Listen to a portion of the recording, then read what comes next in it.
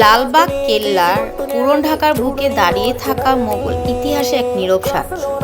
১৬৭৮ সালে শুরু হলো এই অসম্পূর্ণ থেকে যাওয়া এই কেল্লার প্রতিটা ইটে আছে রাজকীয়।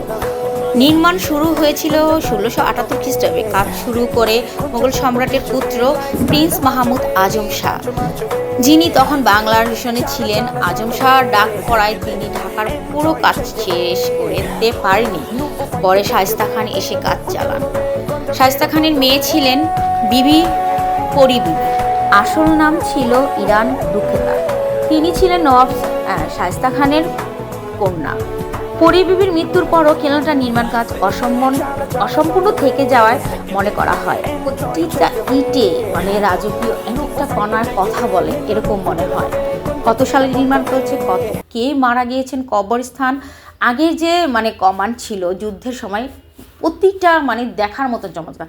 যারা এখনকার ছেলে পেলে আছে তারা গেলে বুঝতে পারবে বা জানতেও পারবে। যারা অর্থনীতি ইতিহাস আর্টস নিয়ে পড়াশোনা করছেন তাদের জন্য এই জায়গাটা বেস্ট জানার জন্য আমি মনে করব।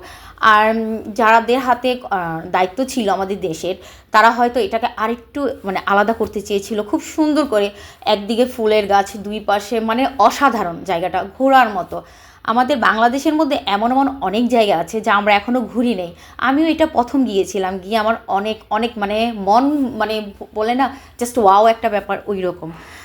এই ঐতিহাসিক জিনিস জানতে হলে, বুঝতে হলে আপনার যেতে হবে লালবাগ কেল্লায়, পুরন ঢাকায়।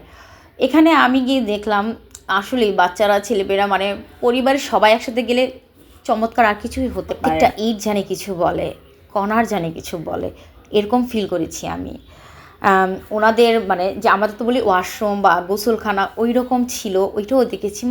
দেখে প্রতিটা মুহূর্ত একে জাস্ট খুবই ভালো ফিল করছি। আপনারা এখানে আসলে বুঝতে পারবেন। কে কোথায় থেকে আসবেন আমি জানি না। হ্যাঁ, এক এক জায়গা থেকে এক এক টাকা রকম ভাড়া নিতে পারে, কিন্তু এখানে ঢুকতে ৩০ টাকা লাগে। ৩০ টাকা দিয়ে আপনি পুরো মহল দেখতে পারবেন, শেষ করতে পারবেন না সারাদিনে। আর শুক্রবার দিন নামাজে যে ওয়াক্ত থাকে সময়টা, ওই সময় ১ থেকে ২ ঘন্টা বন্ধ থাকে। আর রবিবার দিন ছুটির দিন, ওই দিন বন্ধ থাকে, ওই দিন কেউ যাবেন না। হ্যাঁ, এটা আমার তরফ থেকে আপনাদের জন্য একটা ছোট্ট একটি মেসেজ। পরী বিবির স্মৃতি আর হারানোর এক সময়ের গল্প। ইতিহাস আর সাক্ষীর ভালোবাসায় লালবাগ কেল্লাটা শুধু একটা স্থাপনাই নয়, এটা আমাদের জাতির একটা গর্ব আমি মনে করি।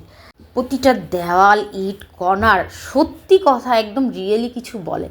এটা তাদের বিশ্রাম ঘরের মতো ছিল। এটা গোসলখানা। আর এটা অনেক উঁচু একটা পাহাড়, যেটা উঠলে আপনি বুঝতে পারবেন যে আসলেই রাজারা কি হালে থাকতেন আগে, তাদের রাজ্য কি ছিল।